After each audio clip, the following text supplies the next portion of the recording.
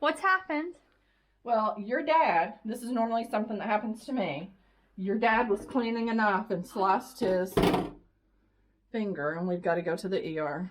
Hang on, let me see it. May not be that. Yeah, it's pretty deep. I've seen it. Right. Mom's so dramatic. Dad wanted to take himself. That's not happening. Because I can't take myself. I'm a grown man. I would drive behind him.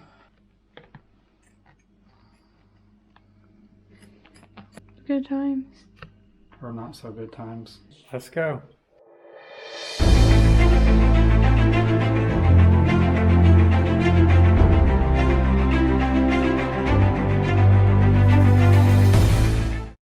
we'll see how long this takes. We're almost there at the hospital emergency room. I hope, given the current world events, it's not a big hoopla to get in. And a long wait, because I feel like I have better things to do than sit in the ER all night for a few stitches, if they can give me stitches. But we'll see. They give you skin glue. I was just talking to some of my coworkers about 7 hours ago this morning and telling them about a story about 22 years ago, 23 years ago, when I cut my finger open with a knife and had to go to the emergency room at, coincidentally, an Army hospital. Where am I going now? To an Army hospital. Yeah, so we just went to the gate. Christy's on a tangent for the security guard that had her pull her mask down. And she said that defeats the purpose, which I kind of agree. Parking lot's empty. So this is Yeah, but you Landstuhl Regional Medical Center. Hey, look. There's the emergency room entrance.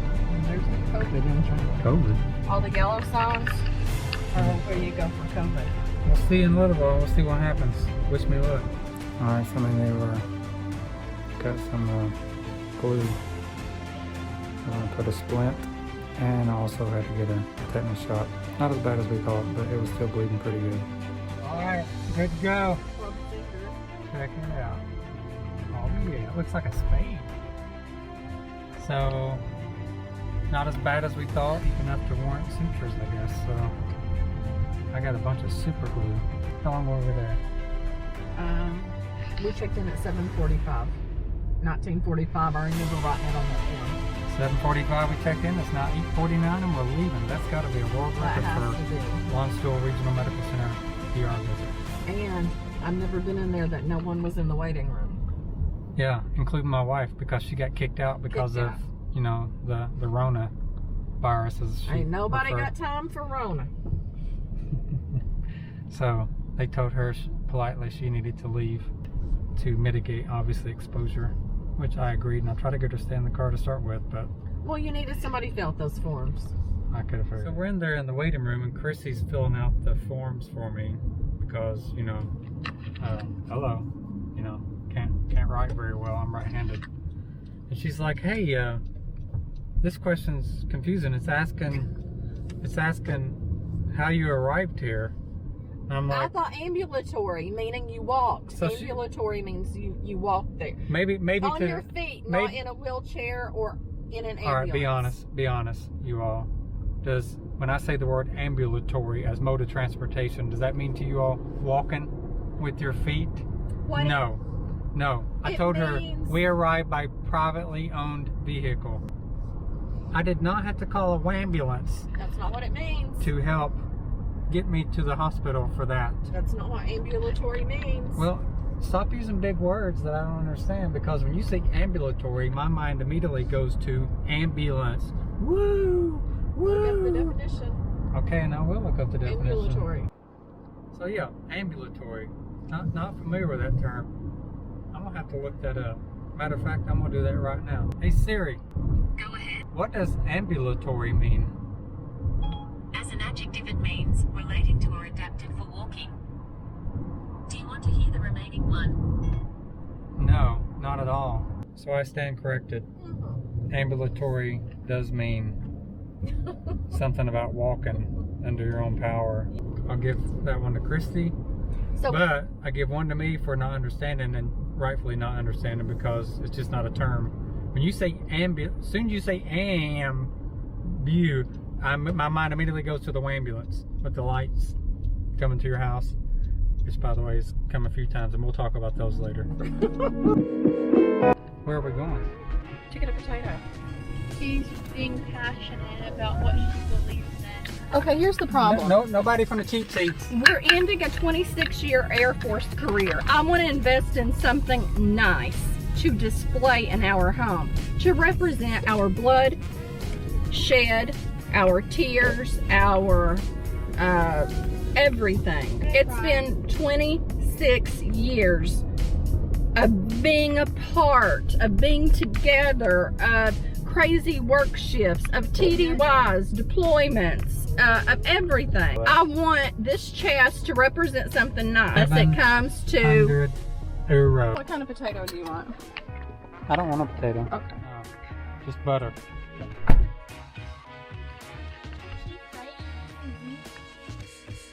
That woman crazy? Oh, she just locked us in. I'd like for you to unlock the car because you've got us locked in. And I was going to go pay for the phone. Oh, okay. Bye-bye. Bye-bye. Here's the 411. Do you think people know what 411 is? People our age.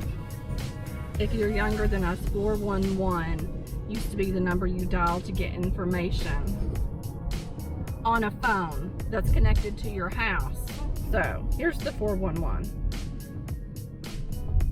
Since we've been in quarantine, Spud's potato food truck, because they have actual baked potatoes, like American style big baked potatoes, and it's like a freaking Subway. You get your potato and you pick what you want, and it's got all kinds of toppings. So today I'm like, I had to go out anyway. Today's gonna be potato day. So I get in line, and of course the guy recognizes me because I'm probably his best customer.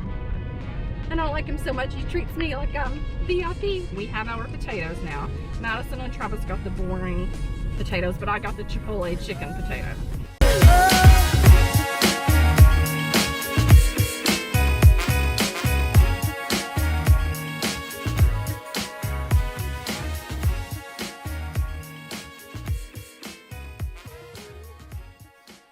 The potatoes from Spud's. Look at this.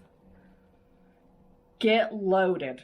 You can't tell, but underneath the chicken, there's some beans and olives and Chipotle sauce, and then the potato, of course. One is Madison's.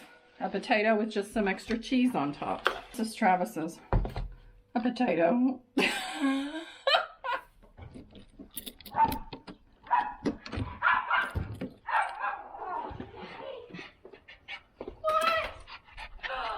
Hey, Liz.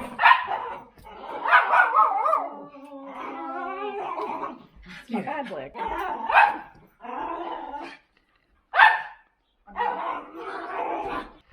You don't like nobody messing with your dad.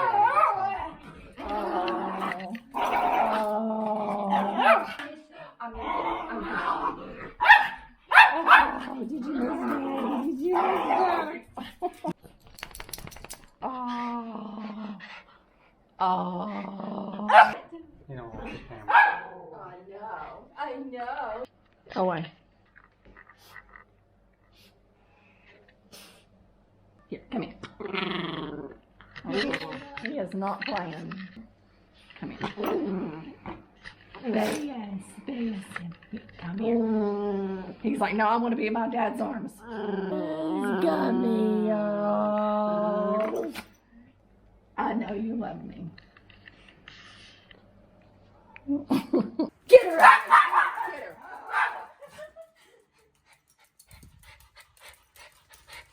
LA.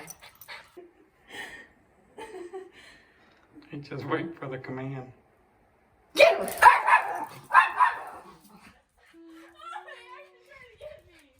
Good boy. Good boy.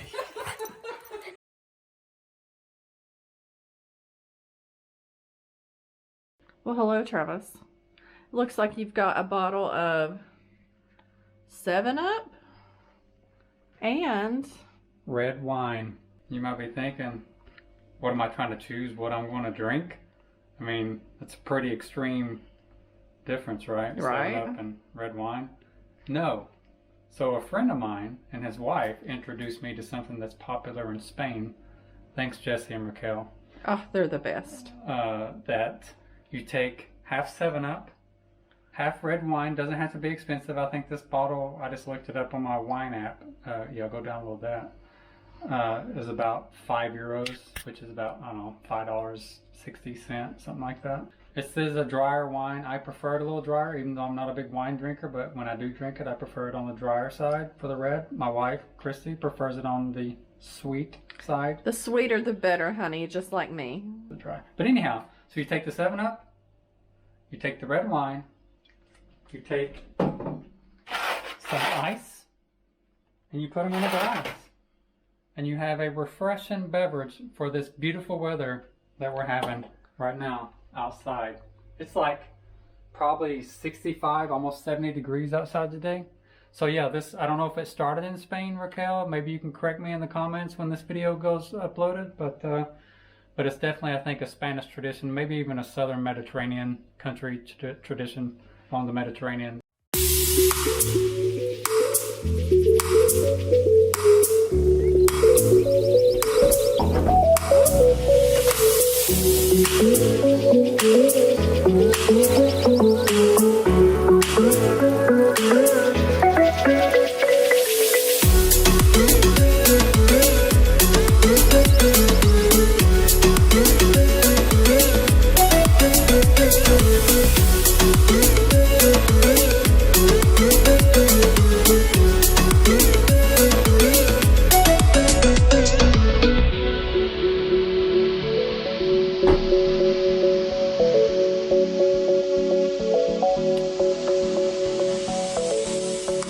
Very refreshing.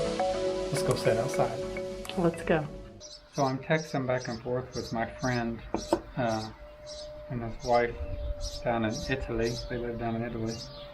And I asked him, I said, hey, what's the name of this drink concoction? Is there a Spanish name for it? Because that's, again, where I mentioned earlier, I think it derives from or maybe originated or, I don't know, maybe they popularized, I don't know. But anyhow, it's Tinto di Verano, and I probably said that totally wrong, Oh, I'm sure. but it translates to summer wine is the translation. Cheers.